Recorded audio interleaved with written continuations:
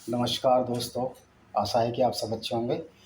विजय destination में आज आपका स्वागत है। वैसे तो स्वागत रोज़ है, लेकिन आज भी स्वागत है। और आज हम बात करेंगे पाकिस्तान और तालिबान की। ये जो पाकिस्तान तालिबान को किस तरह की एड दे रहा है। तो पाकिस्तान ने जब रशियन फ़ौज अफ़गानिस्तान के अंदर थी, तो पाकिस्तान ने तालिबान को खड़ा किया। और तालिबान जो है, तालिबान को इसे पाकिस्तान ने हथियार भी दिए और रसिया को बाहर निकाल दिया। तो ये जो लॉजिस्टिक सपोर्ट पाकिस्तान ने दी, उसकी वजह से तालिबान 96 में सत्ता में आ गए। और इन्होंने सत्ता में आते ही क्या काम किया, इन्होंने फैनेटिक्स ऑफ इस्लाम चलाया, जिसमें जो है जिसमें ये चाहते हैं कि पूरा वर्ल्ड जो है कन्वर्टेड हो जाए, इस्लाम में चल जाए। और तालिबान ने डिस्ट्रक्शन किया फेडरल स्टेट अफ़गानिस्तान का। और इन्होंने एंटी ह्यूमन एक्टिविटी की, एंटी वुमेन एक्टिविटी की, एंटी माइनॉरिटी एक्टिविटी की। और इन्होंने जो लॉजिस्टिक सपोर्ट थी वो पाकिस्तान से ली, और अन्य दूसरे देश जो इस्लामिक कंट्री हैं उनमें से भी। और 3 देशों ने इस तालिबान की सरकार को मान्यता दी, जिसमें यूनाइटेड अरब एमिरेट, सऊदी अरब और पाकिस्तान इटसेल्फ था।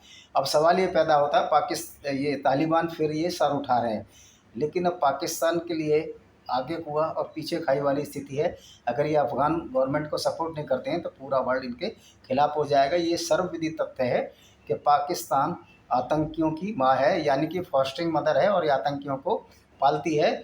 और ये जितने भी कन्वर्टेड मुस्लिम हैं पाकिस्तान के और इंडियन सब कॉन्टिनेंट के, इनके दिमाग में ये बात चढ़ गई है कि हम सच्चे मुसलमान हैं, जबकि ये अपने पुरखों पर जो अत्याचार हुए थे, जो कि हिंदुओं से कन्वर्ट किए थे, उनके बारे में कतई भी नहीं सोचते। ये ऐसे बेगैरत लोग हैं जो अपने पुरखों की भी इज्जत नहीं करते हैं, और उन्हीं पुरखों के वंशजों को जो आज हिंदू हैं उनको लगातार गालियाँ देते हैं, उनको धमकियाँ देते हैं, उनको काफिर और नाचीज़ बोलते हैं।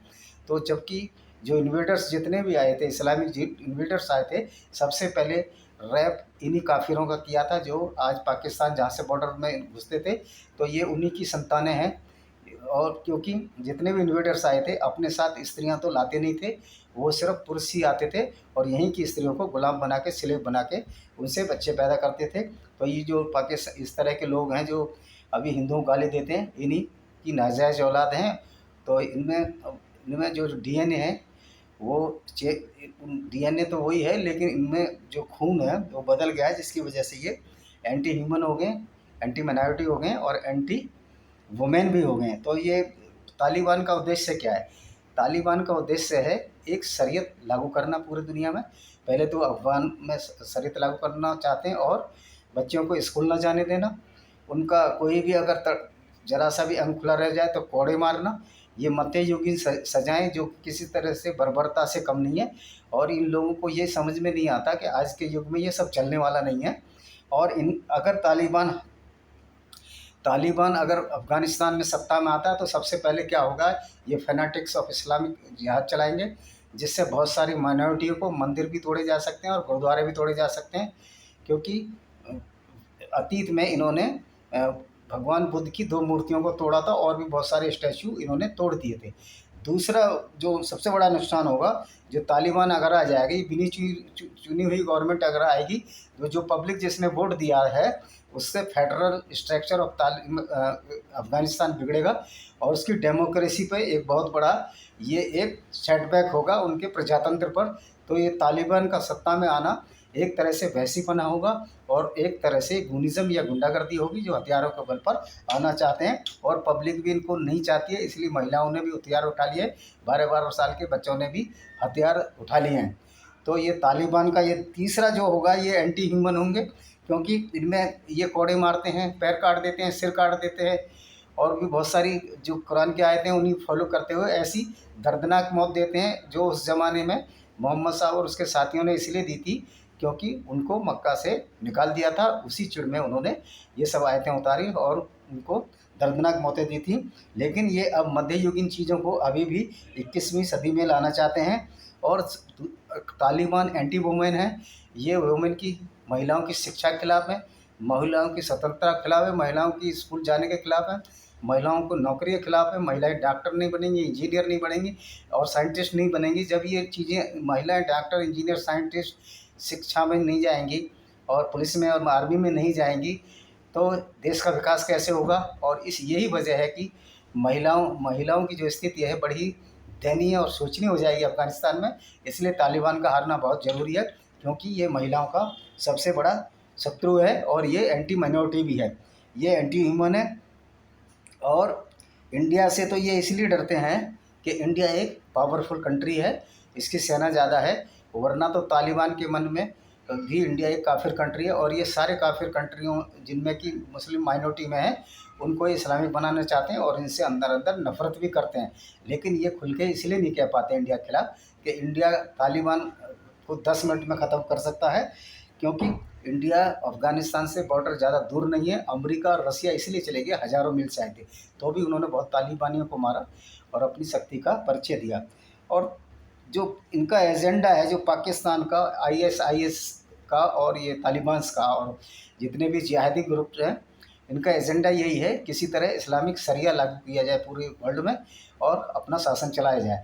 तो ये फ्रस्ट्रेशन में कोई भी हरकत कर सकते हैं। और सबसे ज़्यादा खतरा इंडिया को तालिबान से नहीं है, कि तालिबान की इतनी हिम्मत नहीं है जो कि 45 लाख की इंडियन आर्मी सब मिला के, रिजर्व मिला के और बड़े बड़े इनके पास हथियार होने से तालिबान इनका मुकाबला कर सके। इंडिया की वायुसेना इतनी शक्तिशाली है कि तालिबान को 10 मिनट में धराशायी कर सकती है, तो इससे नहीं उलझेंगे।